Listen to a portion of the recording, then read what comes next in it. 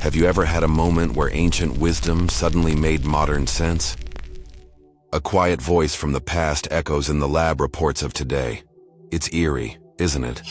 That a man who lived under Bodhi trees and taught in dusty forests more than 2,500 years ago might have already known what neuroscientists are only now beginning to understand. This isn't just poetic, it's scientific. Imagine a monk sitting cross-legged in silence, whispering truths about the mind, suffering, and peace. Now imagine a neuroscientist in a lab coat, studying the human brain through machines and scans, arriving at nearly identical conclusions. Could it be that the timeless teachings of Siddhartha Gautama, the Buddha, weren't just spiritual guidance, but early intuitive neuroscience? In this video, we're going to explore the breathtaking parallels between Buddha's teachings and what today's brain science is proving. We'll uncover how mindfulness literally rewires the brain, why detachment is a neurological superpower, how compassion and loving kindness reduce inflammation, and what neuroscience says about the illusion of the self, perhaps the most shocking alignment of all. But this is more than a lesson in spiritual science. It's a map, a guide to inner freedom, backed by both wisdom and research. And by the end, you might just look at your own mind in a completely new way. So stay with me, because once you see how deeply Buddha's path and the latest brain discoveries align, you'll understand your suffering and your healing in a way you never have before. What happens in the brain when we simply sit and breathe? This question, once considered spiritual, is now at the forefront of neuroscience. Modern brain scans reveal that just a few minutes of mindfulness practice can lead to measurable changes in brain structure, especially in the prefrontal cortex, the area responsible for decision-making, focus, and emotional regulation. And this is where the Buddha's ancient insights meet scientific proof. Buddha taught mindfulness as a gateway to liberation, observing the breath, noting sensations, watching thoughts arise and pass. He said, "In mindfulness, be as alert as if your hair were on fire." At the time, it sounded like moral instruction, but now we see that it's also biological. Sustained mindfulness thickens the cortex, strengthens neural pathways, and even reduces the size of the amygdala, the brain's fear center. Why does this matter? Because anxiety, impulsivity, and emotional overwhelm often stem from that overactive amygdala. When Buddha encouraged his disciples to sit in silence and observe without judgment, he was, whether knowingly or intuitively, teaching a method to calm the brain's alarm system. It's not just about feeling peaceful. It's about building a mind that is resilient by design. Consider the research from Harvard Medical School. Just 8 weeks of mindfulness practice led to increased gray matter in regions associated with memory, sense of self, empathy, and stress regulation. These are not vague spiritual benefits. These are specific structural upgrades to your brain. So the next time you close your eyes and focus on your breath, remember, you're not just meditating. You're reshaping your mind. A mini miracle, one breath at a time. If this resonates with you, let me know in the comments below. When was the last time you truly sat with your breath? Let's talk about one of the most misunderstood teachings of the Buddha, detachment. To many it sounds cold, like apathy or avoidance. But in truth, detachment or non-attachment is a profound form of inner liberation. And astonishingly, neuroscience backs this up. Our brains are wired for attachment, to people, to outcomes, to identities. The reward system, especially the dopamine-driven circuitry, keeps us hooked on expectation and craving. Whether it's praise, possessions, or even the image we have of ourselves, we cling. And what did the Buddha teach? That attachment is the root of suffering, not desire itself, but the grasping, the clinging to what must change. Buddha saw this loop of craving and disappointment long before MRIs could confirm it. But today, researchers can see what happens when we let go. Functional MRI scans show that the practice of detachment, especially in seasoned meditators, quiets the brain's default mode network, the very center of ego and self-referential thinking. In other words, non-attachment isn't withdrawal. It's freedom from the inner noise that keeps us suffering. Psychologists refer to this as cognitive diffusion, the ability to separate from your thoughts and emotions, to see them as clouds passing through the sky of your awareness, not truths that define you. Sound familiar? It's identical to what Buddha meant by being in the world but not of it. When we let go, not suppress, not resist, but let go, our nervous system calms. The fight-or-flight response softens. The parasympathetic system, responsible for rest and healing, activates. Detachment, then, is not rejection. It is the most loving way to hold life, loosely, wisely, and with deep compassion. This teaching alone has saved countless people from burnout, heartbreak, and existential despair. And brain science now confirms, when we loosen our grip, we gain our peace. If this idea speaks to your journey, give this video a like so it reaches others who need it. Have you ever felt physically better after a moment of true kindness? It's not your imagination. Compassion, especially the kind taught by the Buddha through practices like metta or loving-kindness meditation, has measurable effects on the body and brain. Modern neuroscience shows that when we actively cultivate compassion, the brain lights up in areas linked to empathy, emotional regulation, and pleasure. Specifically, the insula and the anterior cingulate cortex, the regions that help us connect with others, become more active. Meanwhile, the stress-related regions, like the amygdala, become quieter. Buddha taught that loving kindness is boundless, that we should radiate it to all beings above and below without limit. He wasn't just promoting moral behavior. He was guiding us into a state that modern medicine now sees as profoundly healing. Compassion releases oxytocin, often called the love hormone. This neurochemical not only fosters bonding, it also reduces inflammation, stabilizes heart rate, and lowers blood pressure. Think about that. Love literally heals. And it's not just receiving love, it's giving it. Studies show that people who practice daily loving-kindness meditations experience stronger immune function and greater psychological resilience.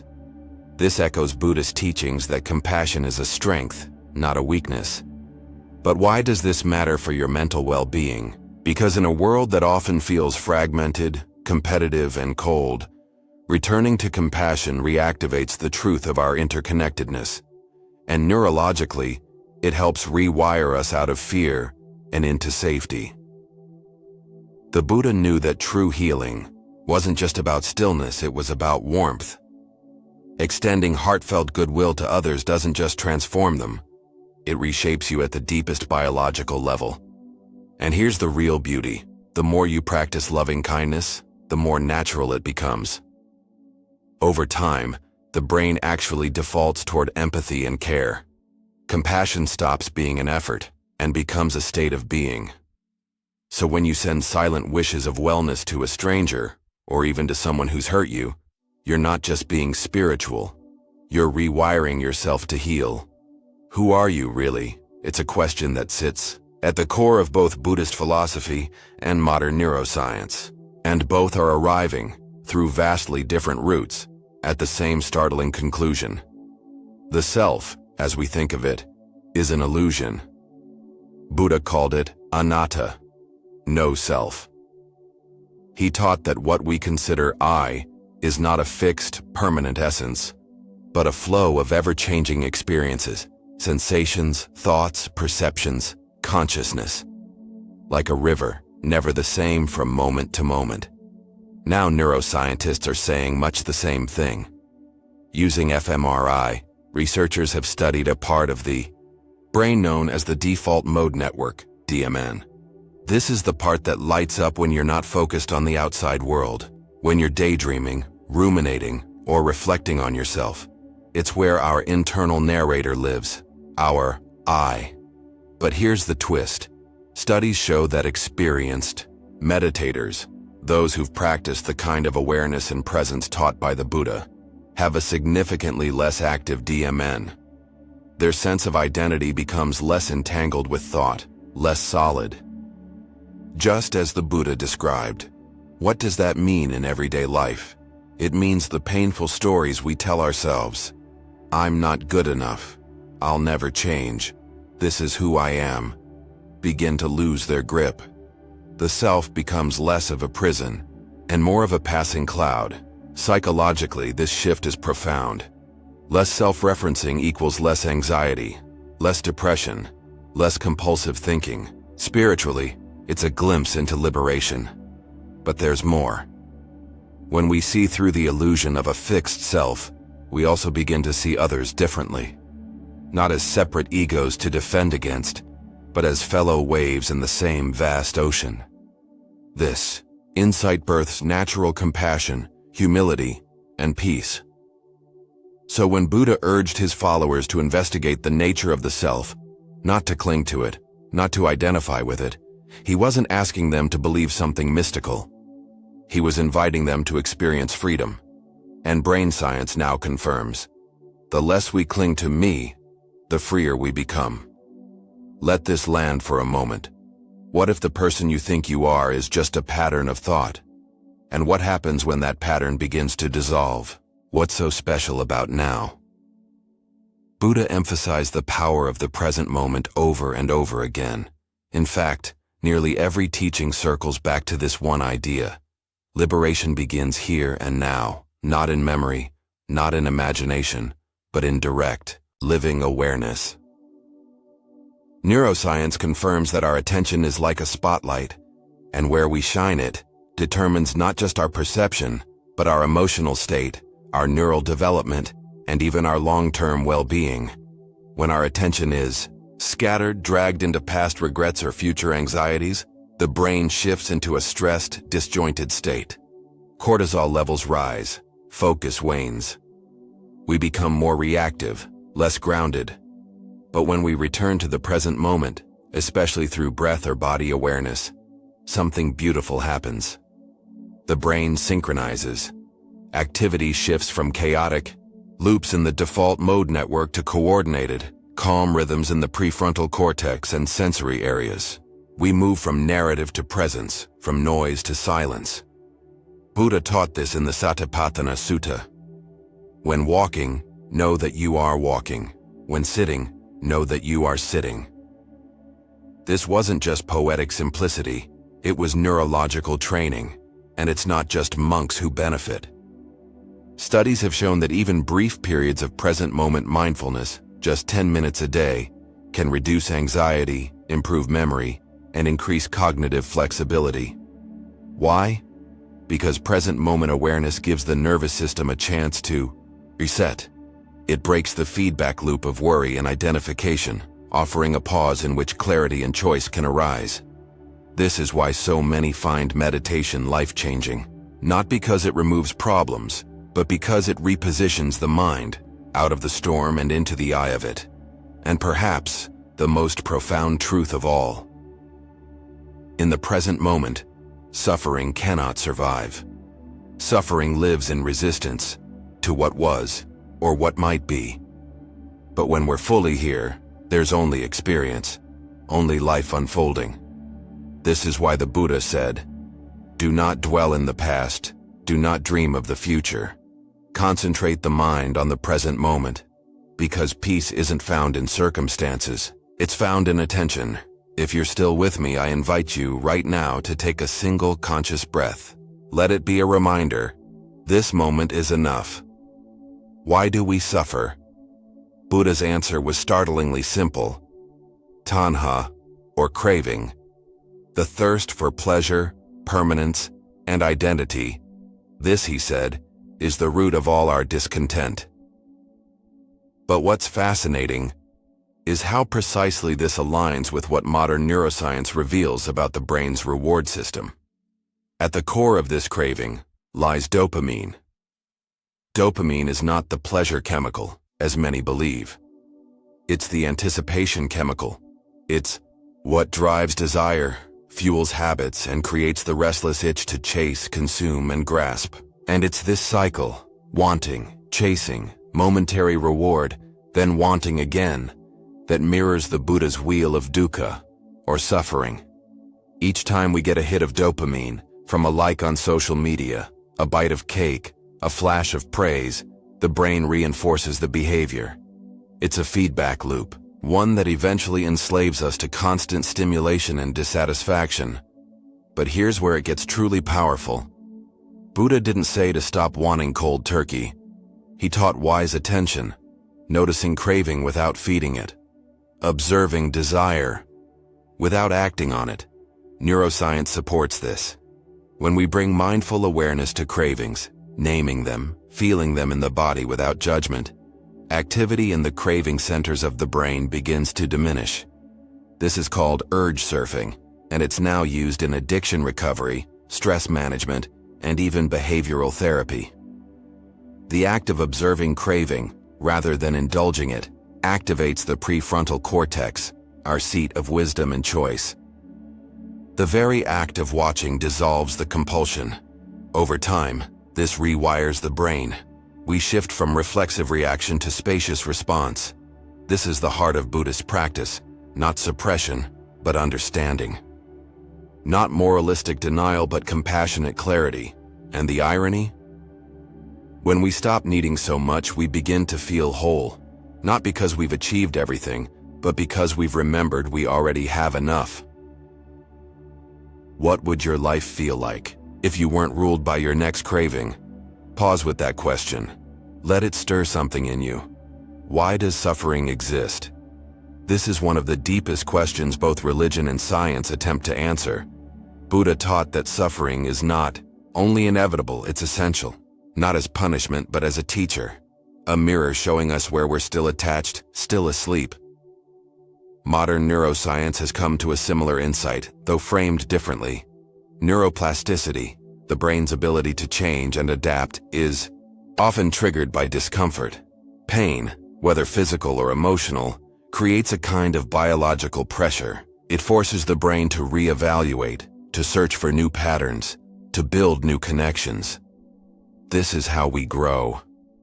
In fact, the very act of struggling with life's challenges can strengthen neural pathways associated with resilience, empathy, and emotional depth. Think about that. The parts of your brain that help you handle stress, find meaning, and connect deeply with others, they're forged through suffering. Buddha didn't teach that we must avoid suffering. He taught that we must understand it. He called this the first noble truth, not because he wanted us to despair, but because he knew that seeing suffering clearly is the beginning of freedom. And now psychology echoes this. Post-traumatic growth is a well-documented phenomenon.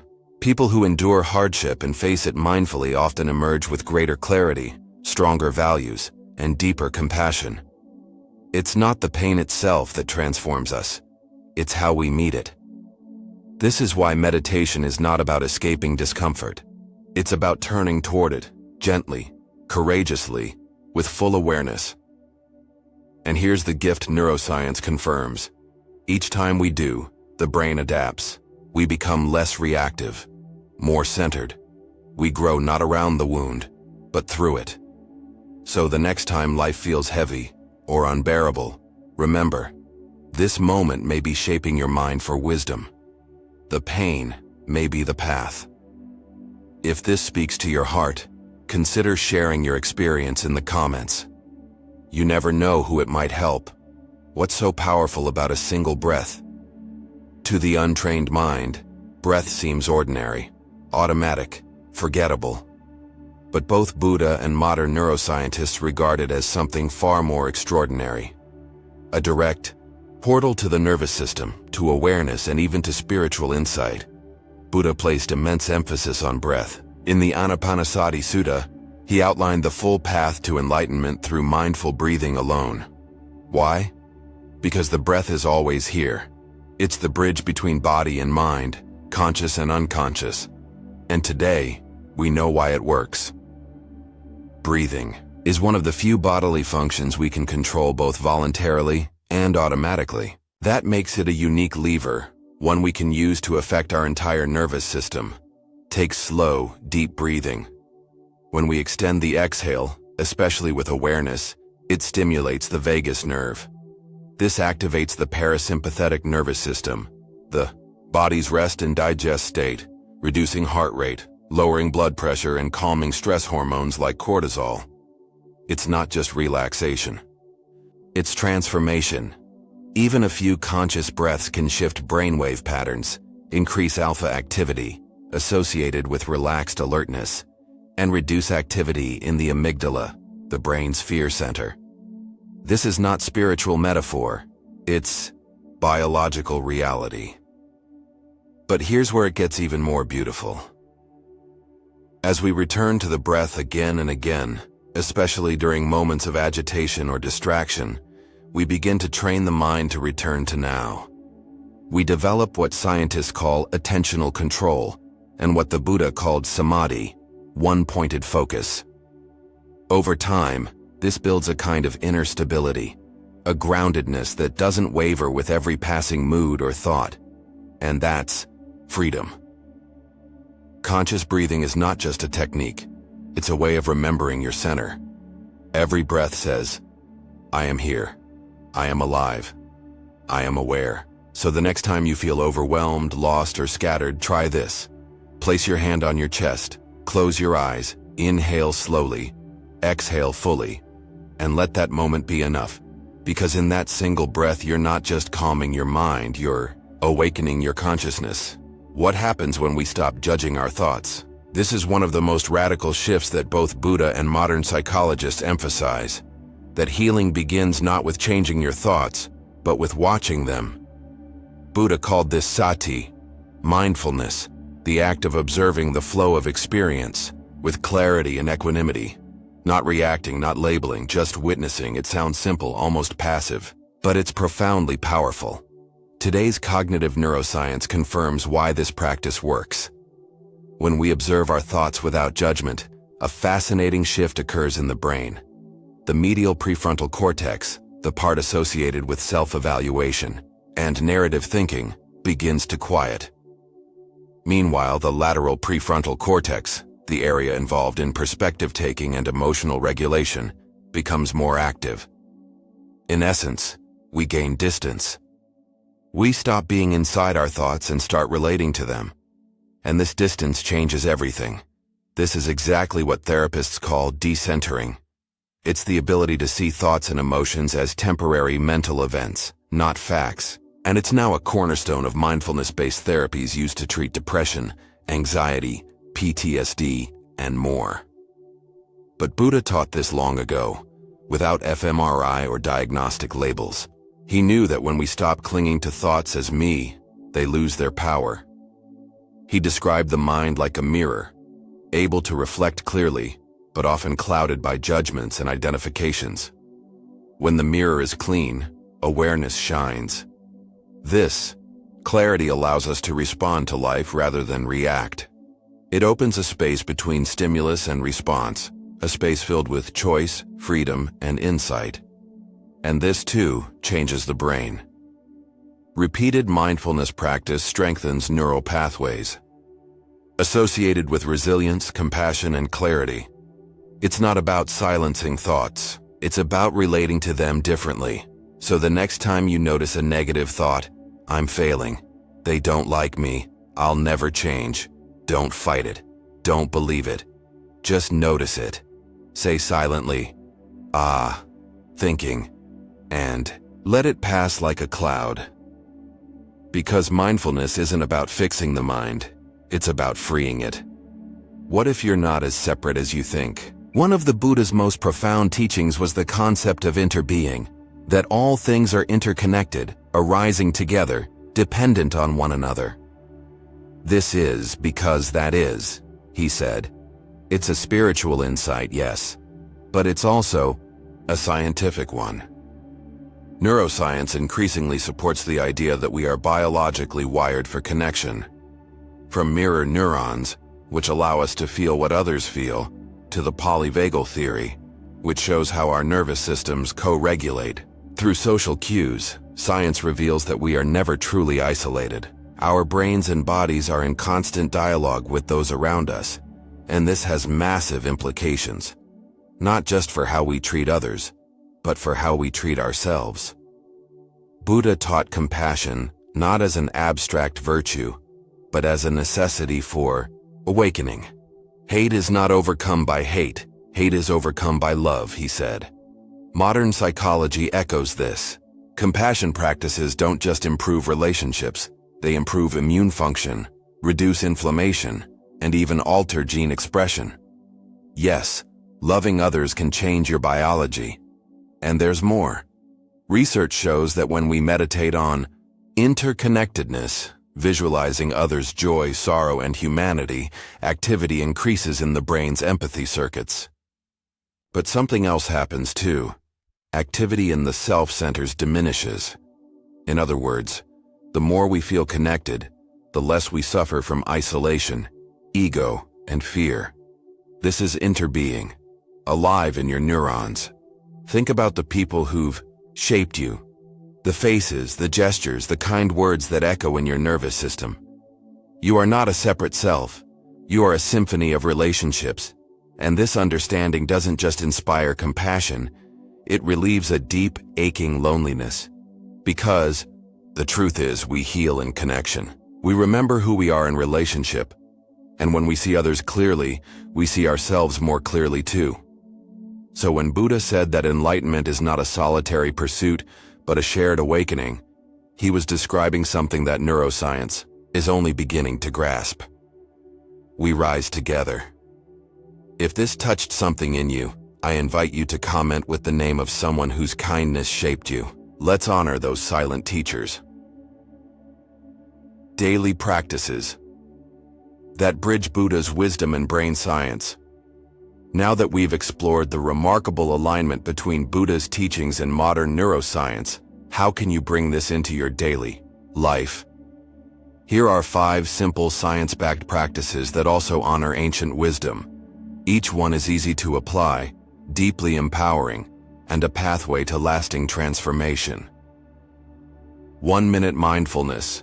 Return to the breath. Set a timer once every hour as a gentle reminder to pause and breathe.